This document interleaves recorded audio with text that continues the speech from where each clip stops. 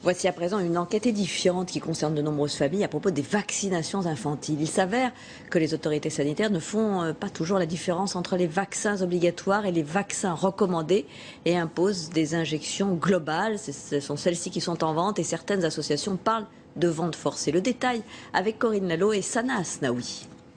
Voilà, on pique un petit peu. La maman de ce nourrisson a choisi de suivre toutes les recommandations vaccinales contenues dans le carnet de santé. Cela fait pour ce bébé 2 piqûres en une seule séance et 19 vaccins différents. Avec l'hépatite B ou sans l'hépatite B. Donc on explique aux parents, ce sont des recommandations, en aucun cas des vaccinations obligatoires. On donne l'information aux parents qui décident et qui donnent leur accord pour la vaccination de leur enfant. Sauf contre-indication médicale, seuls 3 vaccins sont obligatoires en France.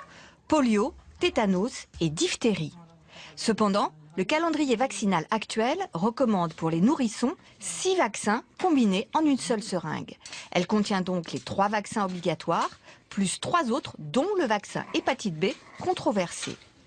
Quant aux 3 en 1, il n'est plus disponible en pharmacie depuis longtemps. Il était pourtant 4 fois moins cher.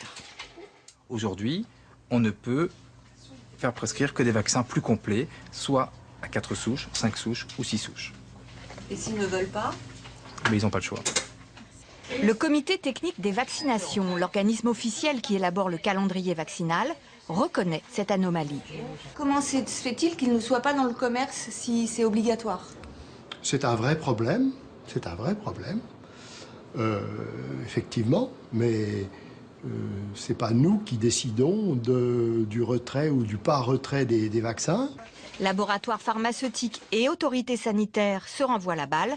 Quant aux associations de victimes des vaccins, elles considèrent qu'on force la main des parents.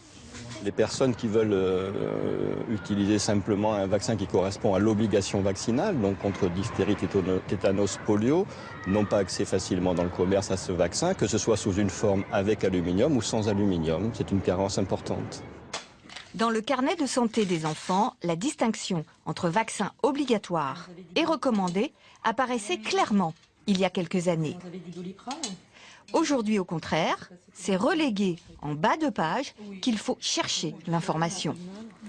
C'est pas clair, donc si on n'est pas informé et si on n'est pas au courant de tout ça, on fait tous les vaccins qui sont inscrits sur le carnet. Je fais confiance à mon médecin, je lui amène le carnet de santé et j'attends qu'il me dise aussi à quel moment il faut faire le vaccin. Le message est clair, les vaccins non obligatoires inscrits au calendrier vaccinal sont aussi importants que les vaccins obligatoires. Le comité technique des vaccinations qui élabore la politique vaccinale comprend 17 membres. Sur ce total, les 3/4 déclarent des liens avec les laboratoires pharmaceutiques.